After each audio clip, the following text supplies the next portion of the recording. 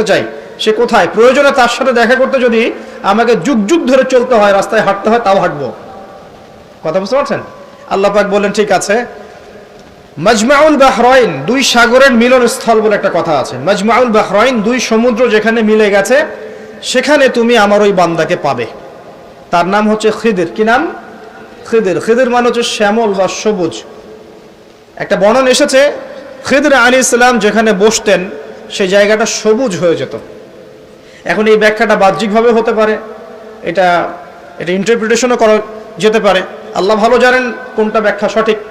বাহ্যিকভাবেই সব সবুজ হয়ে যেত, নাকি তার জ্ঞানের আলোতে অজ্ঞতা দূর হয়ে সব সবুজ হতো, আল্লাহ ভালো জানেন। তো ব্যাখ্যার একটা সুযোগ আছে। তো তিনি সেখানে গেলেন, তার সাথে একজন সঙ্গীকে নিয়েছেন, তার নাম হচ্ছে ইউশা বিন নুন, একজন যুবক, তরুণ যুবক। তারা দুজন পথ চলছেন। চলতে চলতে চলতে চলতে তারা একটা জায়গায় গিয়ে পথটা ভুল করলেন। একটা জায়গার কথা বলে দেয়া ছিল, এই জায়গায় গেলে তোমার থলির মধ্যে যে মাছ আছে, মাছ, মৃত একটা মাছ, এটা জীবিত হয়ে সমুদ্রে লাফ দিবে। যখনই লাফ দিবে ওই জায়গায় তুমি তাকে পাবে। কাকে পাবে? খিদির আলাইহিস সালামকে। তো তিনি সেখান থেকে একটু দূরে চলে গিয়েছিলেন। এই যে পথ তিনি ভুল করলেন কিছু দূর, এটা সূরা কাহফের মধ্যে আছে শেষের দিকে। আমি প্রত্যেকটা লাইন বাই লাইন পড়লে এখানে 12টা বাজবে। তো আমি ফিল করছি জিনিসটা এইভাবে যে জীবনে চলার পথে আমাদের গন্তব্য যদি ঠিক না থাকে তাহলে আমরা খুব সহজেই ক্লান্ত হয়ে পড়বো। আর আমার কথা কি বুঝতে পারছেন? জীবনে চলার পথে আমাদের গন্তব্য যদি ঠিক না হয় আমরা খুব সহজেই ক্লান্ত হয়ে পড়ব।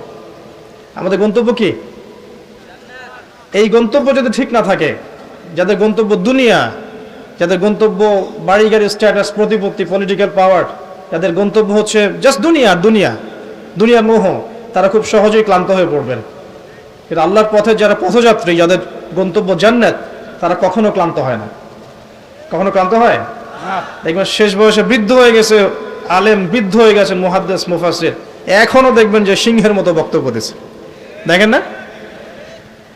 তো এই বিষয়টা আমি ফিল করেছি। আর সামনে যাই, তো তিনি তাকে পেলেন। যখন রাস্তা ভুল করেছেন তখন তার স্মরণ হচ্ছে, আরে মাছ তো নাই, মাছ কোথায় গেল? তখন ইউশা বিন নুন বলছেন, মাছ তো আগেই লাফ দিয়ে নদীতে সমুদ্রে চলে গেছে। তখন তিনি বলছেন, ওইটাই তো সেই জায়গা ছিল যেখানে তাকে পাওয়া যাবে, চলো। আবার তিনি ব্যাক করে সঠিক জায়গায় আসলেন। এবার তার গায়ে অনেক শক্তি। সঠিক জায়গায় এসে দেখলেন, হ্যাঁ, একটা পাথরের উপরে, সাখরা বলে, পাথর খণ্ড, এর উপরে খিদির আলাইহিস সালাম বসে আছেন। কে বসে আছেন? খিদির আলাইহিস সালাম। এবং তিনি তাকে সালাম দিলেন, আসসালামু আলাইকুম ওয়া রাহমাতুল্লাহ। তো খিদির আলাইহিস সালাম বলছেন, ওয়ালাইকুম আসসালাম ওয়া রাহমাতুল্লাহ।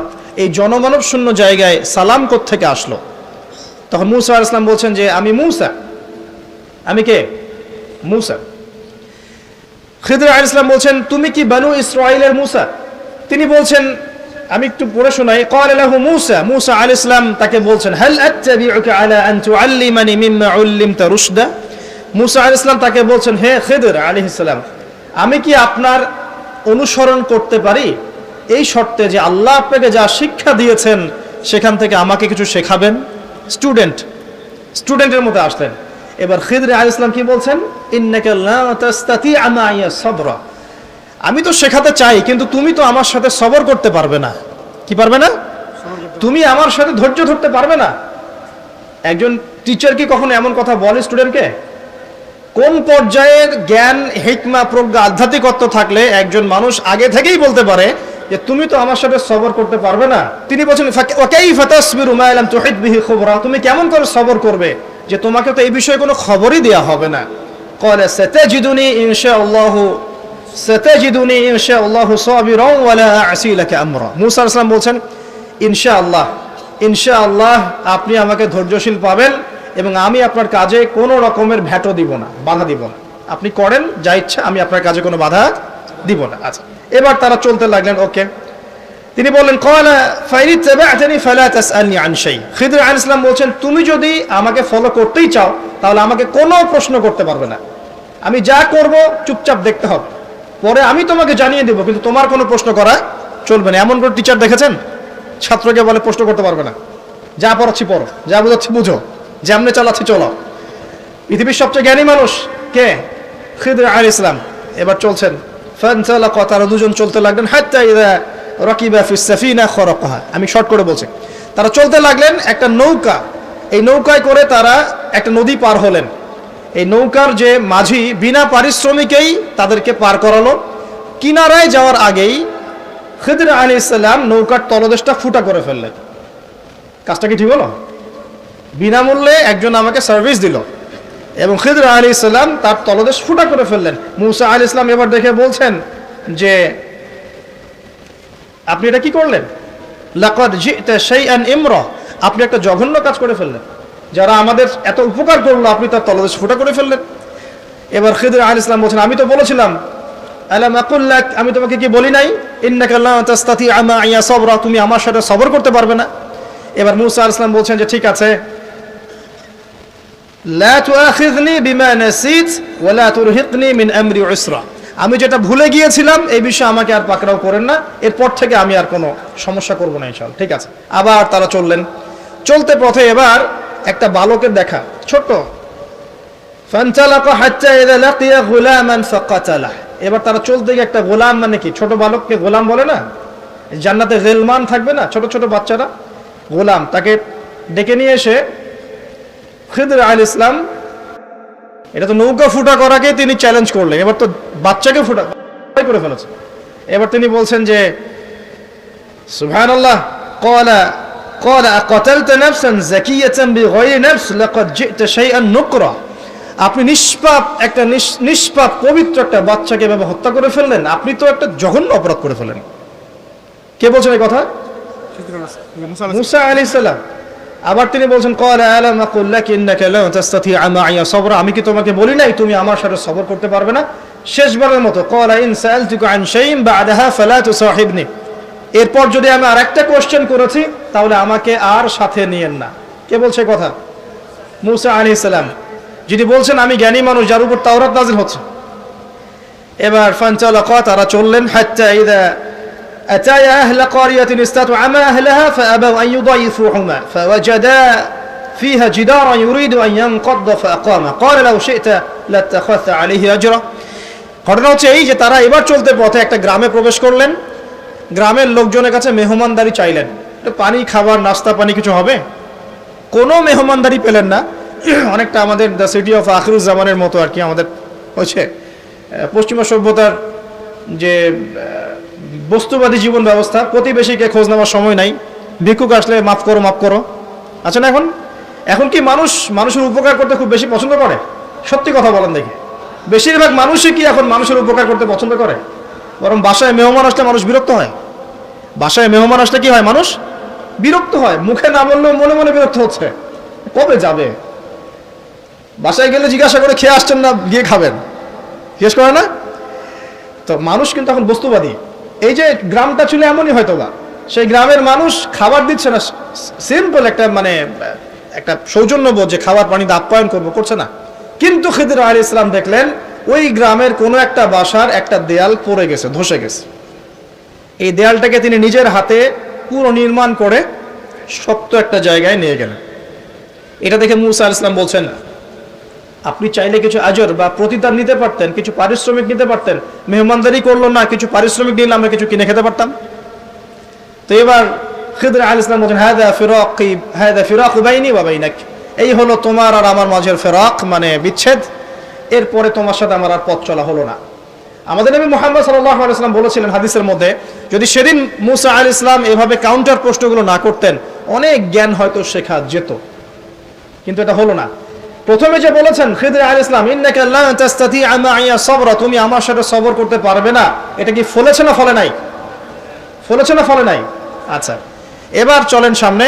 তিনি বিচ্ছেদের আগে বলছেন ঠিক আছে, যাওয়ার আগে আমি তোমাকে জানিয়ে দিব কি কারণে আমি এই কাজগুলো করেছি।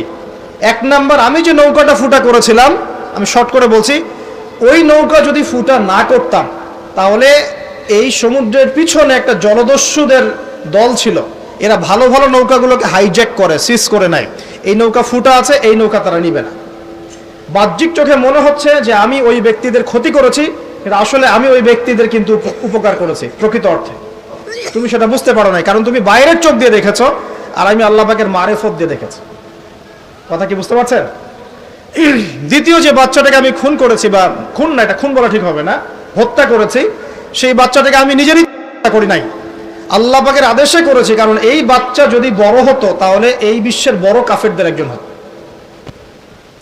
যদি ফেরাউনকে ছোটবেলায় করতো তাহলে কি ফেরাউন বড় হতো? আচ্ছা, যাই হোক, যদিও এটা তাকদীর বা কদর, এটা আমি আল্লাহর আদেশে করেছি। আমি নিজের মন গড়া কোনো দর্শনে কাজটা করি নাই, আল্লাহর হুকুমে করেছি। তৃতীয় যে দেয়ালটা আমি নির্মাণ করেছিলাম, ওই বাড়িতে থাকে 2 জন এতিম বালক, যাদের পিতা এবং মাতা খুবই সৎ ছিল। কি ছিল? সৎ ছিল। এখানে একটা ছোট্ট কথা বলে দেই, আপনি আমি যদি পিতা মাতা হিসেবে সৎ হই, নেককার মুত্তাকি পরহেজগার হই, আমাদের বংশধরদের ভালো মন্দ দেখার দায়িত্ব আল্লাহ পাকের। এই যে খিদর আলাইহিস সালাম বহু বছর পর সেখানে এসেছেন, পিতামাতা অনেক আগেই মারা গেছেন, ওই খিদর আলাইহিস সালামের হাতে এতিম বালকের খেদমত আল্লাহ পাক করে দিলেন। বুঝতে পারছেন কথা? তো এতিম 2 বালকের এই দেয়াল ছিল, এই দেয়ালের নিচে ওই 2 এতিম বালকের পৈতৃক রেখে যাওয়া কিছু সম্পত্তি আছে মাটির নিচে। যদি দেয়াল নির্মাণ না করতাম, মানুষ ওই সম্পদ নিয়ে চলে যেত। এখন দেয়াল দিয়ে আমি এটাকে শক্ত করে দিয়েছি, এরা যখন বড় হবে তখন সেই সম্পদ পাবে। তো বাহ্যিকভাবে তোমার কাছে মনে হয়েছে আমি বিনা পারিশ্রমিকে অহেতুক একটা কাজ করছি, কিন্তু সত্যিকার অর্থে আল্লাহর হুকুমে আমি সেটা দেখেছি যা তুমি দেখতে পারো নাই, আমি সেটা বুঝেছি যা তুমি বুঝতে পারো নাই।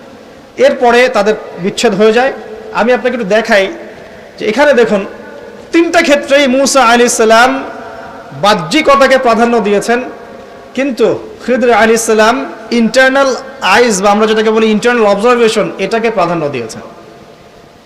আপনি আর আমি যদি খিদর আলাইহিস সালামের মতো মুত্তাকি, পরহেজগার, জ্ঞানী, নিরহংকারী এবং বিনয়ী হতে পারি, কোরআন এবং সুন্নাহর মানদণ্ড চর্চা করে, ইখলাস ঠিক রেখে, নিয়াত ঠিক রেখে, শুধুমাত্র আল্লাহ পাকের সন্তুষ্টির জন্য আল্লাহর পথে দাওয়াতের কাজ, মেহনতের কাজ, দিনের প্রচার প্রসারের কাজ করতে পারি, ইনশাআল্লাহ তাআলা আপনার যদি হৃদয়টা কলবুন সালিম হয়, কলবের মধ্যে নূর থাকে, আল্লাহর মারিফত থাকে, ইনশাআল্লাহ আপনি এমন কিছু দেখবেন যে সবাই দেখবে না, আপনি এমন কিছু শুনবেন সবাই শুনবে না, আপনি এমন কিছু উপলব্ধি করবেন যা সবাই করতে পারছে না। এখানে 3টা ক্ষেত্রেই খিদর আলাইহিস সালাম এমন কিছু দেখেছেন, বুঝেছেন যা মূসা আলাইহিস সালাম পারেন নাই। পৃথিবীর সবচেয়ে জ্ঞানী মানুষের এক্সাম্পল আপনাকে দিচ্ছে। এই 3টা ঘটনা আপনি কি বুঝলেন? বাহ্যিকতা আর রিয়েলিটি, যেটা দেখা যাচ্ছে বাহ্যিক চোখ দিয়ে, আর রিয়েলিটি, বাস্তবতা এক জিনিস না। দেখেন, খিদর আলাইহিস সালাম কিন্তু একদিনে একা একা হয়নি। প্রথমত আল্লাহ পাক তার সম্পর্কে কি বলেছেন একটা কথা বলে দিই। আল্লাহ পাক বলছেন যে তিনি আল্লাহর একজন বান্দা ছিলেন, ফাওয়াজাদা আবদান, তিনি আল্লাহর একজন বান্দা ছিলেন, মিন ইবাদিনা, আল্লাহর বহু বান্দাদের মধ্যে তিনি একজন আল্লাহর বান্দা ছিলেন। কে? খিদর আলাইহিস সালাম। আতাইনাহু রাহমাতাম মিন ইনদিনা, খিদর আলাইহিস সালামকে আমি আমার পক্ষ থেকে রহমত দিয়েছিলাম। আল্লাহর পক্ষ থেকে কি দিয়েছেন আল্লাহ পাক? রহমত, দয়া। আপনি দয়ালু না হতে পারলে, আপনি যদি দয়ালু না হতে পারেন, তাহলে আল্লাহর সেই মারিফত, নূর আর জ্ঞান পাবেন না। তো আগে মানুষের প্রতি, উম্মার প্রতি, সবার প্রতি দয়ালু হতে হবে। তো হ্যাঁ, সবাই আমার ভাই, সবাই আমার উম্মার অংশ, আমি সবার কল্যাণ চাই, কেউ আমার শত্রু নয়। একটা দয়ালু মনোভাব তো লাগবে আগে। নিজের আগে মনে করেন আমি হকের ডিলার, জান্নাতের ডিলার, তোমাদের লিজ লাগলে আসো নিয়ে যাও, তাহলে তো সমস্যা। মনের মধ্যে যদি হিংসা আর বিদ্বেষ, পরশ্রীকাতরতার, অহংকারের এইসব বিষ বাষ্প পুষে রাখেন, তাহলে খিদর হবেন কিভাবে? নূর পাবেন কিভাবে? মারিফত অর্জন করবেন কিভাবে? আর হক বাতিল চিনবেনই বা কিভাবে? নিজে চিনবেন না, মানুষকে চেনাবেন কিভাবে? এই কারণে দেখবেন যে ওয়ার্ল্ড অ্যাফেয়ার্স নিয়ে কোনো কথা বললে বলে ভবিষ্যৎবাণী হচ্ছে, অথচ এটা বাস্তব বর্তমান, সেটা খেয়াল নাই। যেটা বাস্তব বর্তমান সেটাকে ভবিষ্যৎ মনে করছে। পুরো ওয়ার্ল্ডের ইকোনমিক সিস্টেম একটা ভয়ঙ্কর হুমকির মুখে আছে। বড় বড় যারা ইকোনমিক্সট এবং যারা মিলিটারি অ্যাফেয়ার্স নিয়ে পড়াশোনা করেন, তারা বলছেন যে এই বিষয়গুলো ওয়ার্ল্ডের সামনে দাঁড়িয়ে আছে। আর পড়াশোনা করে কোরআন সুন্নাহর জ্ঞানের সাথে এই যুগোপযোগী জ্ঞানগুলোকে একত্রিত করে যখন আমরা এগুলোর সলিউশন দেওয়ার চেষ্টা করছি, বলছে গণক, বলছে ভবিষ্যৎ বক্তা, বলছে অমুক তমুক। অথচ ইসলাম, আলেম ওলামা এবং যারা দ্বীনের দায়ী, মোবাল্লেগ, তাদের কাছ থেকে জনগণ আসলে আশা করে কি? আপনারা কি আমাদের কাছে শুধু এটাই আশা করেন ওয়াজ মাহফিলের এখানে বসবো, সুবহানাল্লাহ বলা শেখাবো, আলহামদুলিল্লাহ পড়লে কত নাকি হয় এটাই শেখাবো, হ্যাঁ মাসলা মাসাইলগুলো শেখাবো, এতটুকুই যথেষ্ট? হাত বাঁধবেন কোথায়, রফুল ইয়াদান করবেন কি করবেন না, আমিন জোরে নাচতে, এগুলো নিয়েই কথা বলবো খালি?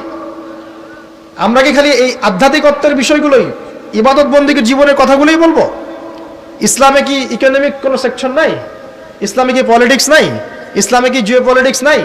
ইসলামে কি অন্যান্য ফিলোসফিক্যাল থটসগুলো নাই? তাহলে যুগ এবং জিজ্ঞাসার সমাধান আপনারা আমাদের কাছে আশা করেন কি করেন না? যুগ এবং জিজ্ঞাসার যে সমাধান, এটা তো আপনার আলেম ওলামার কাছে আশা করবেন, তাই নয় কি? না কার কাছে আশা করবেন? কে দিবে আপনাকে সমাধান? এখন এই সমাধান দেওয়ার জন্য যোগ্যতা কি লাগবে? আপনাকে খিদির হতে হবে, খিদির আলাইহিস সালামের মতো দূরদর্শিতা সম্পন্ন হতে হবে। কিভাবে হবেন? ওই যে আল্লাহ পাক বলছেন, আমি তাকে রহমত বা দয়া দিয়েছি। আগে দয়ালু হতে শেখেন, আগে মনের হিংসা দূর করেন, মনটা পবিত্র করেন। আগে পবিত্র হচ্ছে না, টেনশনের কিছু নাই। আল্লাহওয়ালা কোনো মানুষের কাছে আসেন, এসে পড়ে থাকেন, পবিত্র হয়ে যাবেন ইনশাআল্লাহ। আল্লাহওয়ালা যে মানুষরা আছেন, আল্লাহর মারিফতওয়ালা মানুষরা, তাদের কাছে সোহবতে গিয়ে পড়ে থাকেন 5 দিন 7 দিন 1 মাস 40 দিন, ইনশাআল্লাহ দেখবেন আপনি অনেক কিছুই শিখবেন। সবকিছু বইপত্র পড়ে শেখা যায় না, সবকিছু বইপত্র পড়ে আর এই সার্টিফিকেটস অর্জন করে সব শেখা যায় না। কেন শেখা যায়? আল্লাহ পাক বলছেন, আতাইনাহু রাহমাতাম মিন ইনদিনা ওয়া আল্লামনাহু মিন লাদুন্না ইলমা। এই হচ্ছে পয়েন্ট। আল্লাহ বলছেন, আমি খিদিরকে আমার পক্ষ থেকে জ্ঞান শিখিয়েছি। কার পক্ষ থেকে? আমি আবার বলছি, ওয়া আল্লামনাহু মিন লাদুন্না ইলমা। আমি খিদির আলাইহিস সালামকে আমার পক্ষ থেকে জ্ঞান শিখিয়েছি। আল্লাহর পক্ষ থেকে তার কাছে জ্ঞান ছিল। খিদির আলাইহিস সালাম কয়টা ডিগ্রি অর্জন করেছেন? কয়টা সার্টিফিকেট? কোন কোন স্কুল কলেজ ইউনিভার্সিটি? তিনি কি হার্ভার্ডে পড়েছিলেন? তিনি কি কেমব্রিজে পড়েছেন? আমাদের প্রাচ্যের অক্সফোর্ডে পড়েছেন? তো এখানে পড়েও খিদির হতে পারছি না কেন? তাহলে সমস্যা কোথায়? তার মানে জ্ঞান শুধুমাত্র প্রোটেস্ট্যান্ট ভার্সনে সার্টিফিকেটস অর্জন করা নয়, আর বইপত্রের খালি লেটার্সগুলোকে মুখস্থ করাই নয়, এগুলোই জ্ঞান নয়। যতক্ষণ পর্যন্ত এগুলোর আমল না আসবে এবং আল্লাহওয়ালা মানুষের সোহবতে না থাকবে, আত্মশুদ্ধি অর্জন না হবে, কলব পরিষ্কার না হবে, ততক্ষণ পর্যন্ত আল্লাহর মারিফত পাবেন। আমি কি কথা বোঝাতে পারছি? একটু উঁচু স্তরে কথা বলছি হয়তো আপনাদের সামনে, কিন্তু কথাগুলো খুব ইম্পর্টেন্ট। আপনারা পরে বুঝবেন, রেকর্ডিং হচ্ছে, পরে বারবার শুনেন। শুধুমাত্র প্রোটেস্ট্যান্ট ভার্সনে এগুলো মুখস্থ করার মধ্যে জ্ঞান সীমাবদ্ধ নয়। এটা আপনি পড়লেন, বই সার্টিফিকেটস অর্জন করলেন। আপনি ডক্টর হতে চান, আমার পাশে একজন ডক্টর বসে আছেন। এমন যদি আমি বলি যে আপনি ডক্টর হতে চান অর্থোপেডিক্সের বইগুলো আপনাকে দিয়ে দিলাম, বাসায় গিয়ে পড়েন, ডক্টর হয়ে যান, হবে? পারবে কি কেউ করতে? তাকে মেডিকেল কলেজে ভর্তি হতে হবে, ক্লাস করতে হবে, তার চেয়ে বড় বড় ডক্টরদের সোহবতে থেকে জ্ঞান শিখতে হবে, প্র্যাকটিক্যাল করতে হবে, কত কাজ। এই কাজগুলো আমরা দিনের ক্ষেত্রে করতে চাই না। আমি একটা বিষয়ের দিকে ফোকাস করছি, খিদির না হতে পারলে সে জামানায় টেকা যাবে না। কারণ এই জামানা রিয়েলিটি আর বাস্তবতার মধ্যে কোনো মিল নাই। দূরদর্শিতা লাগবে, চিন্তা হবে, চিন্তা হলে নূর লাগবে। ওই যে বললাম, নূর আপনাকে অন্ধকার জাহিলিয়াতে আলোর পথ দেখাবে, অন্ধকার থেকে আলোর পথ দেখাবে ইনশাআল্লাহ। তো প্রথমে লাগবে জ্ঞান, দয়া, একটা কলবুন সালিম, প্রশান্ত হৃদয়, আল্লাহ পাকের মারিফত এবং আল্লাহর নূর অর্জন হবে। কিভাবে? প্রথমে আপনি জ্ঞান অর্জন করে আমল করবেন, এরপর আল্লাহওয়ালা মানুষের কাছে থাকবেন, তাদের সাথে সম্পর্ক রাখবেন, আলেম ওলামা থেকে ডিটাচড হয়ে থাকবেন না, কখনো না। তাদের সোহবতে গিয়ে গিয়ে পড়ে থাকবেন। সপ্তাহে 5 দিন কাজ করছেন, 2 দিন তো ফ্রি আছেন, 2 দিনের মধ্যে 1 দিন সময় দিবেন। পারা যাবে না? বহু ওলামায়ে কেরাম বাংলার আনাচে কানাচে কাজ করছেন, অফলাইনেই, অনলাইনে তাদেরকে পাবেন না আপনি। এমনও আল্লাহওয়ালা মারিফতওয়ালা মানুষ আছে বাংলাদেশের মাটিতে, যাদেরকে আপনি অনলাইনে একটা ছবিও খুঁজে পাবেন। শুধুমাত্র নিজে নিজে জ্ঞান অর্জন নয়, আমল দরকার, সোহবত দরকার। আর কি দরকার? বললাম কলবুন সালিম, প্রশান্ত একটা হৃদয় দরকার, আল্লাহ নূর দরকার, মারিফত। এরপরে দেখবেন আপনি এমন কিছু দেখছেন, শুনছেন, বুঝতে পারছেন যেটা সবাই পারবে না। এখানে দেখেন 3টা ক্ষেত্রেই খিদির আলাইহিস সালাম কি সঠিক না ভুল? সঠিক না ভুল? আচ্ছা, এখন তার কাজগুলোকে মূসা আলাইহিস সালামের কাছে কি মনে হচ্ছিল? সঠিক না ভুল? ভুল। এই জামানাটা সেই জামানা যে জামানায় আপনি দেখবেন সত্য মিথ্যার মানদণ্ড উল্টে গেছে। আমানতদারকে খেয়ানতকারী বলা হচ্ছে, খেয়ানতকারীকে আমানতদার বলা হচ্ছে।